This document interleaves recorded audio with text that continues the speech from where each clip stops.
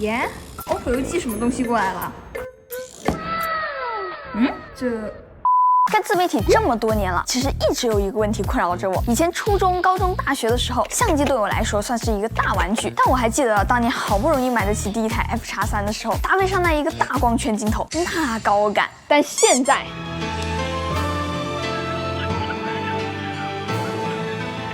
事实证明啊，只要东西泛滥了，就没爱了。所以说，千万不要把你喜欢的音乐设成闹钟。 这一次呢，我不是买了 XD 来当我的旅游搭子吗？但是为了能获得更多的样片，我只能非常不忍心的把它借给了我们工作室的小伙伴。我从他的眼里就一点都看不出来要完成工作的这种烦恼，全是对哈苏的渴望。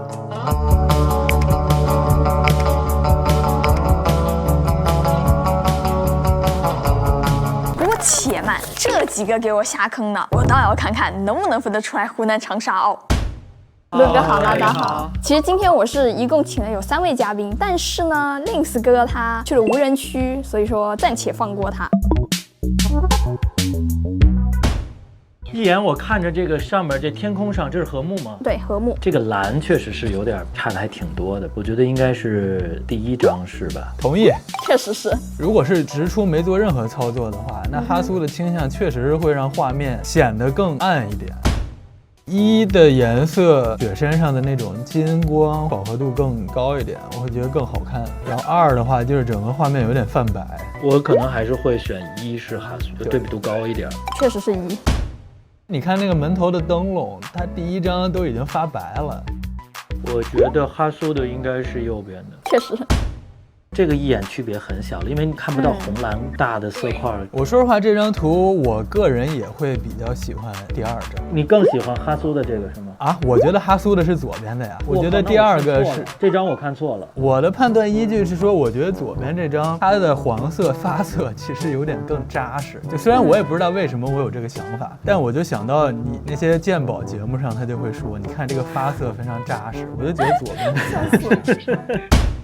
哦，这个有蓝就一眼判断了，有蓝，第2个是哈苏，是的，没了，没玩够，没有，我应该是没有拦住你们。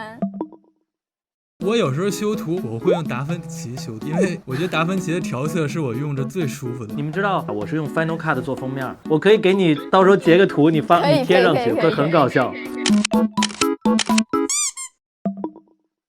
他把一个原本属于专业人士的东西，让普通人也能够体验到和拥有到。我说的不是价格层面，你无论是拿到一台佳能、索尼、尼康，说白了，它跟你之间不只是一个金钱上的距离，还有一个知识上的距离在。但是我觉得X系列相机把这个东西给很大程度的消除。你只要拿得稳，你只要愿意去多尝试、多构图，你一定能拍得好。那就是门槛低，这个门槛是那种使用上的门槛。就它哇这么高的相机，是不是一定特难用啊？但反而它特别的好用。买相机卖相机没必要弄得跟操盘手似的，能出片是最重要的。一艘船不开出去，再好也没用。我觉得其实不管是你买什么相机吧，你的第一台相机它能带给您的那个感受，那种兴奋感，其实是不可替代的。哈苏是在摄影零基础的情况下，能最快的做到让一个懂摄影的人觉得你拍的还是那么回事儿。而且你千万别觉得你花的这个钱是你买它的钱，你要把你买它的钱减去你卖它的钱。你要比亏钱的话，这玩意儿更亏。这什么东西？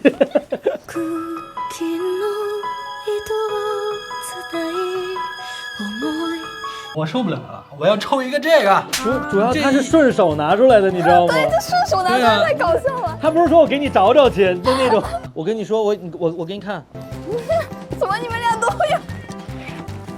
有？就这玩意儿确实是什么谁谁的球衣签名签到哪儿了，签没签到球衣上，有几个色片儿，这东西这现在完全不值钱。不是你东西没少买，米老师知道吗？没有。能买几台X2D啊？如果死定了。在开始之前，我希望大家先忘掉之前对哈苏的所有刻板印象，我来带你从头看一看哈苏是一个什么样的相机。说实话，X2D 给我的第一个震撼就是价格。我这一套纯二手买的，机身呢找了个成色挺好的45000，镜头呢找了个99星的23000，而且这个价格买到的镜头才f2.5。哎，对，是个好玩的。买的时候呢，我看到大家都会标注我这一个镜头的快门数是多少。当时我还没有反应过来啊，买个镜头为什么要说快门数？知道原因的小伙伴可以在弹幕里面剧透一下。不过这个价格买回来，我放桌上装逼，本来是想听大家赞美的，结果他们说什么？哎，这什么？长得好像 OPPO 的盒子啊！哟 ，OPPO 又送了啥？买完机器之后，我直接就带着这个定焦头出去旅游了。什么？问我为什么不买变焦头？2035镜头二手价36000，另一个3575确实便宜点，二手2.6万。但好家伙，这镜头在哈苏里面就只配称为其他镜头。而且我带的还是个38定，等效一下就是30毫米，手机1.2倍左右的水平。有时候真的面对景色，就只有一种虚脱感。35 equivalent lenses, Jordan. They're just never wide enough or never tight enough. Like, story of my life. 更离谱的是，我习惯性的试图对战，给水平拉个4。好家伙，这几张图片拖进去的一瞬间，我就后悔了。整个电脑直接卡住，内存直接拉满，而且里面每操作一步都要卡几分钟。更离谱的是 ，L2 里面导入一下，我仿佛在打国际象棋。在 L2 里面开个 AI 降噪，要足足跑3分钟 ，MacBook 都开始发烫了。头一次修图感受到配置要求，所以总结一下，大家对哈苏的刻板印象都是真的。不过旅游之后，我其实挺理解为什么有人把 X2D 踢得除了信仰一无是处了。但同时，我身边的 UP 朋友们有很多都在用着 X2D， 评价都还挺高。因为这台机子本身就很纠结，门槛低到只要会用手机的人，基本上很快就能摸明白它该怎么用。但同时呢，它门槛高到，如果不是之前用过很多机器，我想我不会那么喜欢 X2D。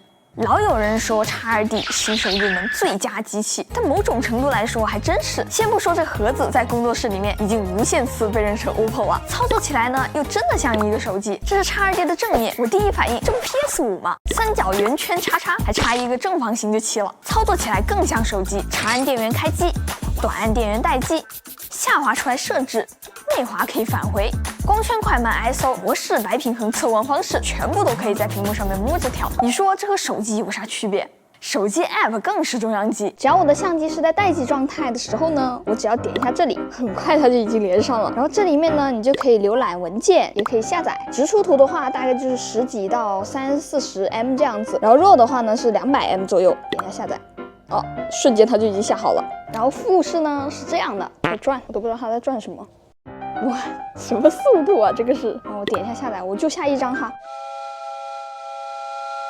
沉默了，我真的。它现在连一个估算的时间都出不来。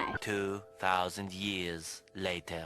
哦，好了，终于下好了，我都要怀疑它是不是 bug 了，真的不行，我要拿他们两个比划比划。而且这个 app 还能 AI 降噪，据说是针对1亿像素的传感器训练了10几万张的模型，效果你来评价一下够不够强？给我的感觉是比 Lightroom 的 AI 降噪还要再强一些，而且不会像 Lightroom 一样影响到动态范围，导出的时候甚至还能选择水印，这可不是糊弄的哦。到了重要的节日还会更新节日限定水印，发朋友圈还得进 Focus 加个框哎，还真是。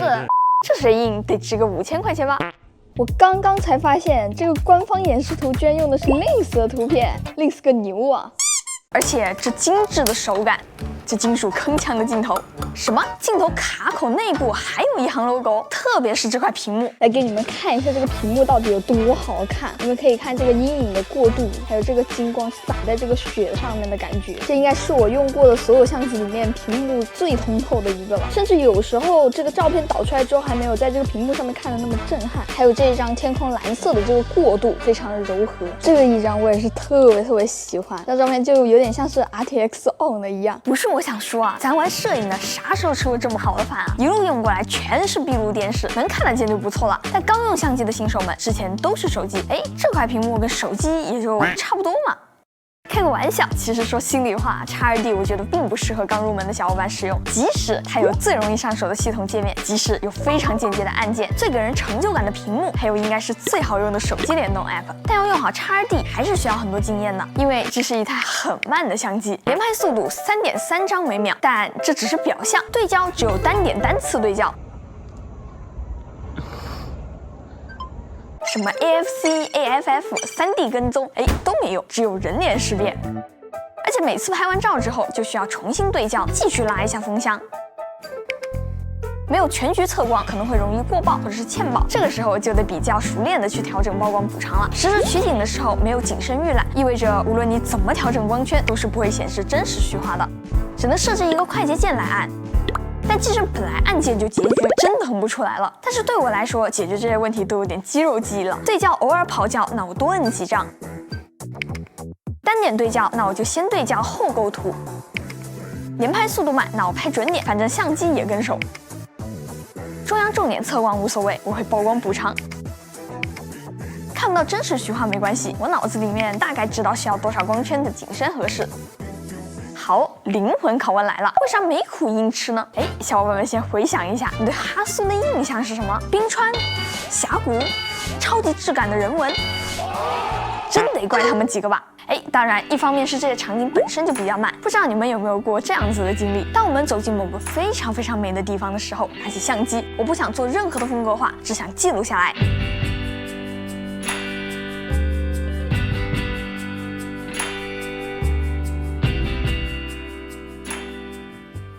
HNCS 色彩其实就很妙，既不会过度调色，也不会像很多老派一点的相机那么真实，还是会给我继续出片的动力。一句话概括呢，轻后期场景是我觉得最适合哈苏的地方。